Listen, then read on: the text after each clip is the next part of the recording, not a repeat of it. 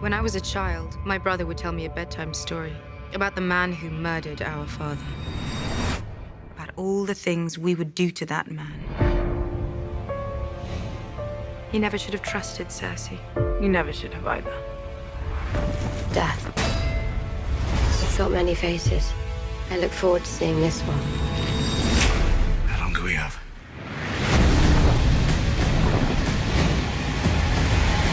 Before the sun comes up tomorrow.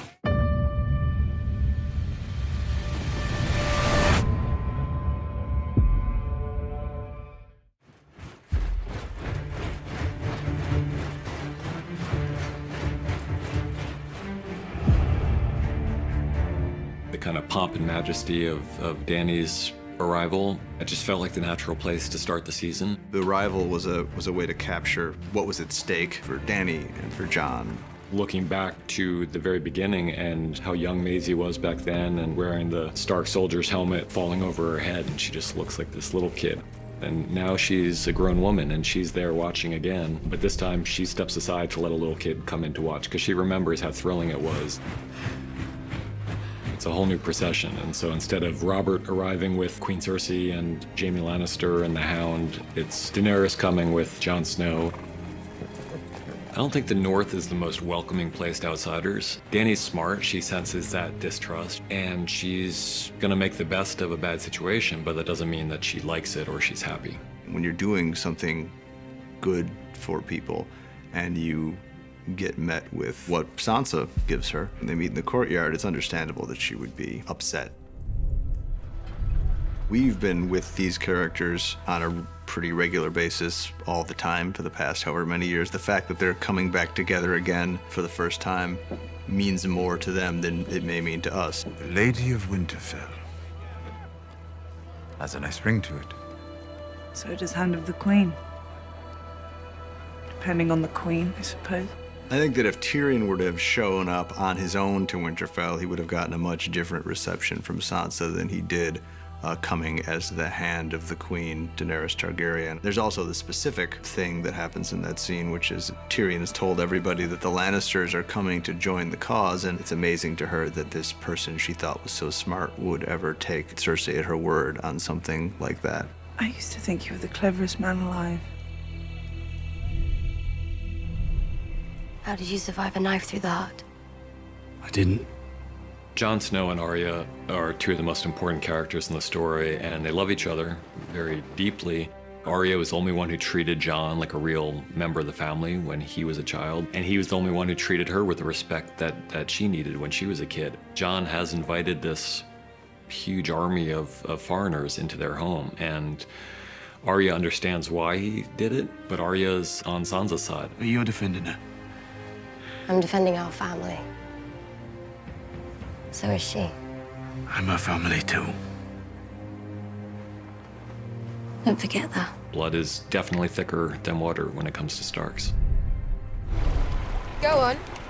I don't know how to ride a dragon. Nobody does, until they ride a dragon. No one's ever ridden a dragon except for Dany. Only Targaryens can ride dragons, and that should be a sign for Jon. Jon's not always the quickest on the uptick, but eventually he gets there. We wanted to kind of re-anchor their relationship. It seemed important for it to involve the dragons, since the dragons play such an important role. It's a major thing for her when she sees they have some kind of connection to him. They allow him to be around them. Then when he flies up with her and shows her where he used to hunt as a kid, I think she falls even farther in love with him. Seeing Jon and Dany on the dragons together, it's a Jon and Dany moment, but it also seeds in the idea that these creatures will accept Jon Snow as one of their riders. Don't be afraid.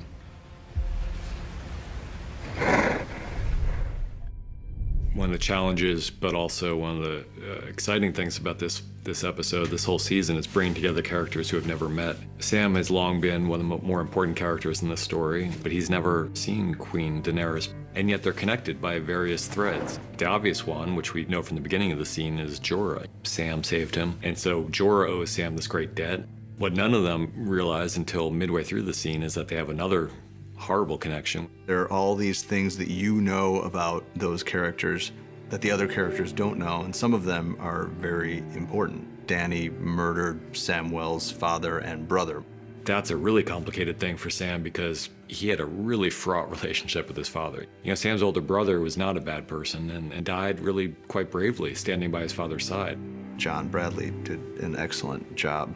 The difference between the way he takes the news of his father's death and the way he takes the news of his brother's death, it was a subtle thing that he does with very few words. It's the kind of thing that he could find out in a number of different ways, but it seemed like an effective preamble and way into that later moment. Daenerys. She executed my father and brother. I've executed men who disobeyed me. You've also spared men. Thousands of wildlings when they refused to kneel. I wasn't a king.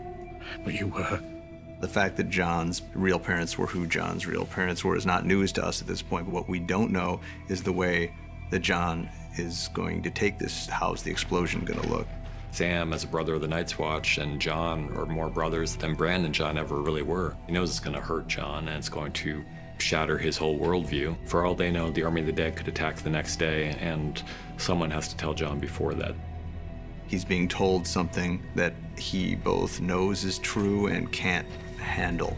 So he tries to throw things in front of it to prevent him from having to deal with the truth of what he's being told. The thing he throws in front of it here is the fact that it means his father was lying to him his whole life.